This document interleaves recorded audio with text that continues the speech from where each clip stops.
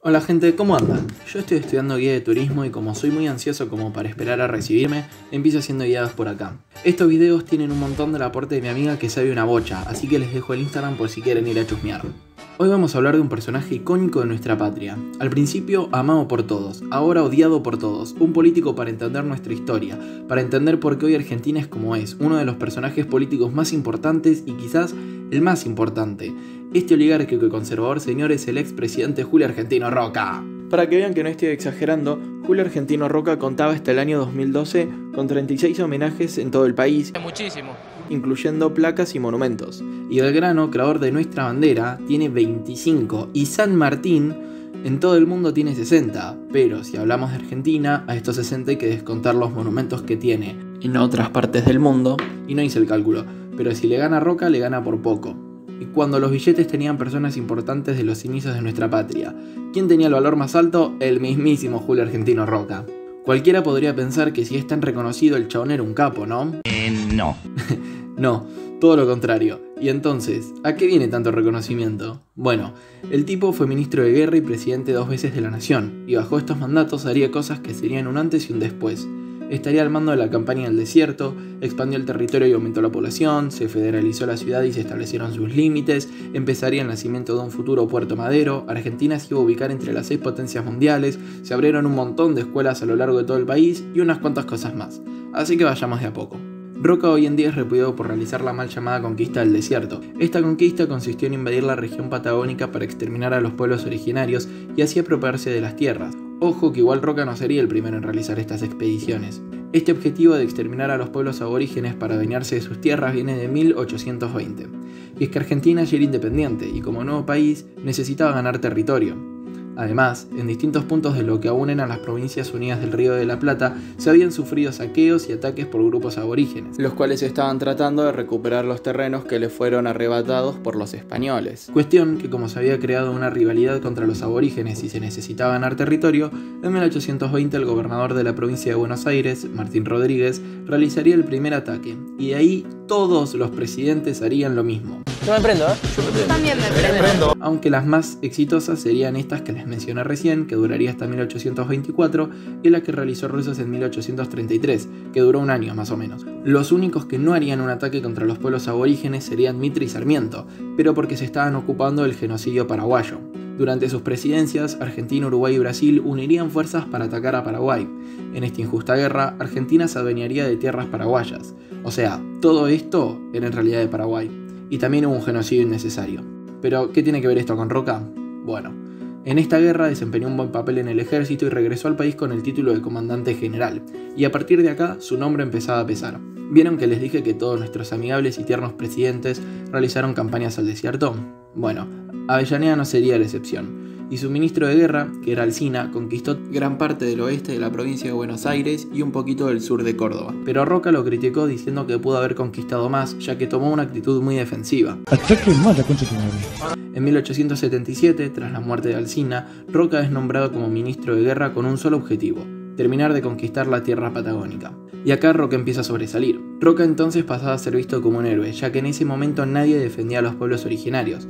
La gente de poder porque querían ganar tierras, y la gente pobre o no involucrada con la política porque fueron saqueados por estos pueblos. Con esta adoración que se ganó y un par de contactos que tenía, no le fue muy difícil llegar a presidente. Que por cierto, semanas antes de que Roca asuma como presidente, se había federalizado la ciudad. Antes de seguir, quiero aclarar que digo conquista del desierto porque así se llamó la campaña. Esta conquista exterminó a casi todas las culturas aborígenes apropiándose violentamente de sus tierras, sin explicación y sin justicia. Por mucho tiempo la sociedad vio esto como que estaba bien. Las primeras protestas socioculturales ante esto llegarían de la mano del heavy metal argentino con B8 y después seguirían sus corrientes bandas como Hermética, Malón, Animal, entre otras. Aunque las más directas con el tema serían Malón, ya que así se denominaban a los ataques orígenes, y Animal, que es la abreviación de Acosados nuestros indios murieron al luchar. Aún así, estos grupos no eran escuchados y eran acusados de rebeldes. Ahora la gran mayoría tiene otra percepción, y en una gran generalidad todos sabemos los hechos y llegamos a la conclusión de que la campaña del desierto fue un exterminio. Aún así, yo considero que así como se incrimina a Roca, hay que incriminar a todos sus antecesores, porque ningún hecho puede servir como recompensación o ocultamiento ante un genocidio. Cuestión que en 1880 Argentina ya tenía todo bajo su dominio, ya le había robado territorio a los aborígenes y a los paraguayos. La ciudad se hacía federal y de esta forma nacía la ciudad de La Plata. El tricampeón nació en La Plata. Con este panorama, Roca empieza su mandato como presidente. Roca empezaría a regir un sistema oligárquico y conservador. Este periodo duraría hasta 1916, y es que todos los que llegaban al poder y tenían cargos importantes eran miembros de familias que se respaldaban las unas a otras.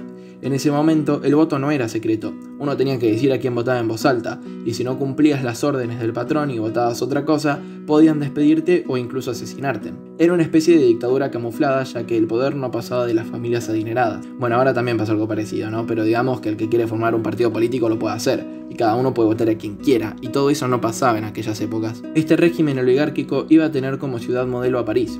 Por lo tanto, como primer medida, Roca asigna a Torcuato de Alvear, yo maté y mutilé un bosque de gente, quien sería el primer intendente de la ciudad de Buenos Aires. Después iba a planificar una ciudad llena de teatros, cafés y con edificios importantes con una arquitectura francesa. Y también se iba a necesitar para esta modernización ensanchar calles y crear avenidas. En este contexto es que la Avenida de Mayo es ensanchada y se planifican la Diagonal Sur y Diagonal Norte, las cuales fueron construidas posteriormente.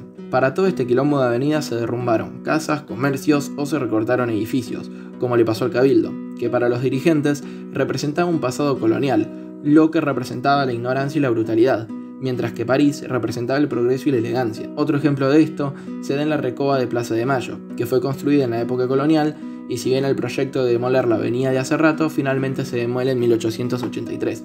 Pero pará, ¿de dónde sacaron la plata para hacer todo esto? Bueno, todos los terrenos que fueron arrebatados a los aborígenes se utilizaron para tareas ganaderas, pastizales y demás cosas. La gente de plata compraba los terrenos y mandaba a la gente pobre a trabajar la tierra, y con semejante territorio teníamos una banda de lugar para la ganadería. Esta carne, Argentina la exportaba al extranjero y nuestro principal comprador era Gran Bretaña.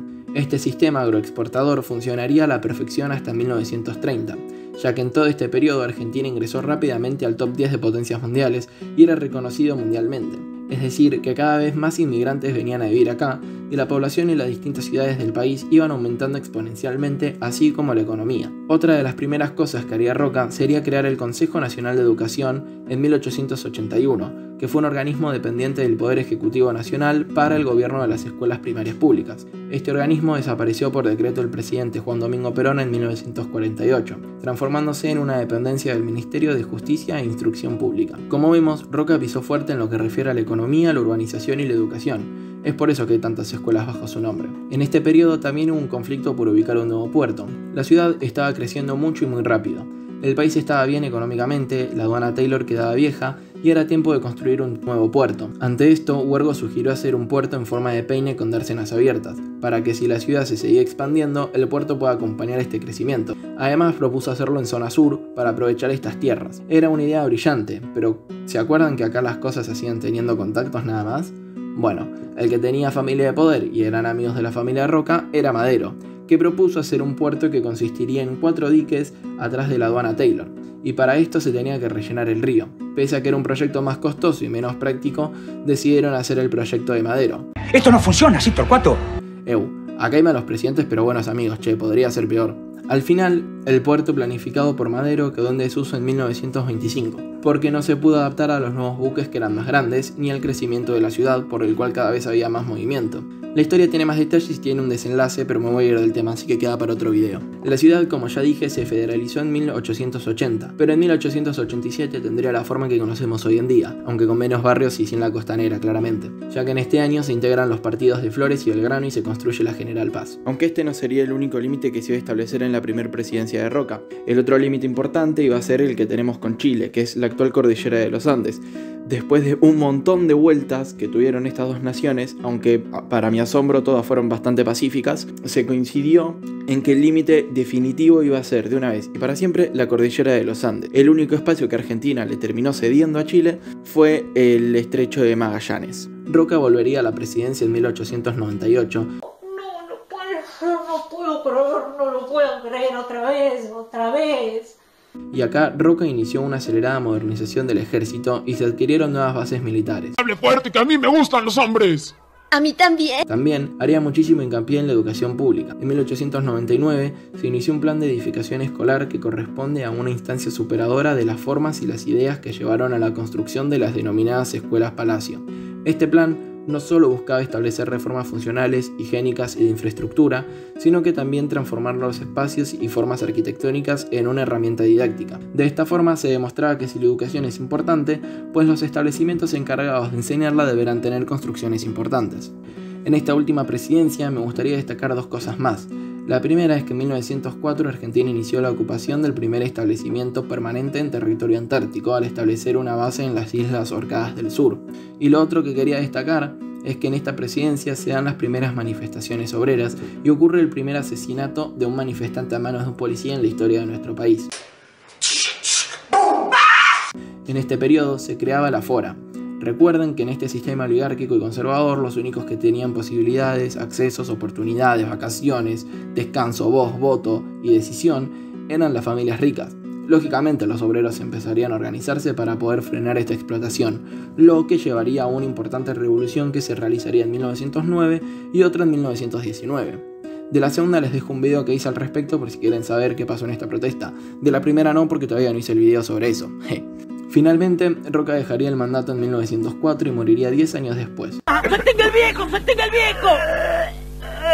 Dejándonos una mini París, un puerto abandonado, cero conciencia sobre nuestros orígenes, un nivel de educación altísimo, una base en la Antártida y un sistema donde solo los ricos tenían una vida digna. Y como ya vimos, Roca tiene un montón de monumentos en el país, pero en este video nos vamos a centrar en el que está sobre Diagonal Sur, porque en una práctica para la facu ya lo guié, y bueno, me ahorro trabajo. Argentino no quiere trabajar. En otro momento voy a guiar otros monumentos y profundizar en algunos acontecimientos. Es muy importante tener en cuenta que este monumento fue construido en 1941. Argentina está atravesando el periodo de la década infame. Esto es sumamente importante ya que la mayoría de los monumentos que se le hicieron a este oligárquico señor fue en este periodo. ¿Se acuerdan que en el periodo de Roca se miraba a París como modelo a seguir? Bueno, desde 1930 hasta 1942 iba a suceder algo similar pero con España, y con esto podemos hacer como una especie de dominó. España invade América y asesina y esclaviza a los aborígenes. Después de unos cuantos años llega Roca, que sería el encargado de terminar este proceso con su campaña del desierto. Y después de algunos años llega la década infame, que como amaba España mucho no le gustaban los pueblos originarios. Entonces para ellos el personaje más patriótico era claramente Roca.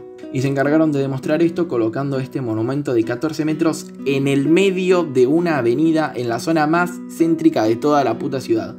Lugar más incómodo y menos práctico para poner un monumento creo que no hay, pero ellos querían que el monumento se vea, y sí, claramente lo lograron. El conjunto formado por Julio Argentino Roca sobre el caballo y las dos alegorías no significa que Roca sabía andar a caballo o que alguna vez montó un caballo, sino que es una forma de representar la grandeza de una persona que hizo cosas trascendentales que modificaría nuestra nación. Y la posición del caballo nos quiere decir que Roca murió a causa de una herida producida en combate, pero no en el combate mismo, sino que después del combate. No lo sabía. La alegoría posterior representa el trabajo y la frontal representa a la patria. Aproximadamente en el 2010 se iban a pedir reiteradas propuestas para derrumbar o remover el monumento, ya que un genocida no puede ser visto como un héroe de la patria. Lo mismo pasó con muchos poblados, calles y escuelas. En algunos se logró cambiar, en otros está en proceso y en otros el pedido sigue siendo denegado. También el billete de 100 pesos que tenía su rostro pasó a tener el de Eva Perón. Bueno, ahora tiene la imagen de un taruca que es un ciervo autóctono, ¿no? Pero eso es otro tema. En mi opinión, y voy a hablar específicamente del monumento, estoy muy a favor de que se remueva, pero muy en contra de que se demuela. Porque el chabón claramente fue un mamarracho, en eso estamos todos de acuerdo. Pero no podemos negar que nos guste o no, formó parte de nuestra historia. Además, hay que tener bien presente todo lo que hizo para rescatar las cosas buenas y no olvidar las cosas malas, para que nunca más vuelvan a ocurrir. Por eso, para mí la solución sería cambiar de lugar el monumento, o no sé, los monumentos de personajes no queridos como este, ponerles una cinta negra y color negro, como diciendo, che, este la repifió, no queremos un país con sus ideas. Pero bueno, más allá de mi opinión, ¿cuál es la de ustedes? Si quieren pueden dejarlo en los comentarios. Ah, y en un momento hablé de bandas argentinas, de heavy metal, las cuales amo. Así que les recomiendo que empiecen por VH, que fue la que originó todo el movimiento y la más digerible. También Malón y Hermética puede ser que les guste y les recomiendo Animal, que es un estilo muy raro y es probable que la música no les guste, pero capaz las letras les encantan. Como siempre, si este tipo de ideas te gustan, puedes suscribirte al canal, en donde también subo cosas relacionadas con mi música. Si esto no te copa mucho, te dejo igual mi Instagram porque ahí hago unos dibujitos bastante piolas y explico la letra de algunas canciones. Si nada de esto te gusta pero llegaste a esta parte del video, estoy muy sorprendido de tu capacidad de tolerar cosas que no te gustan. Un abrazo a todos.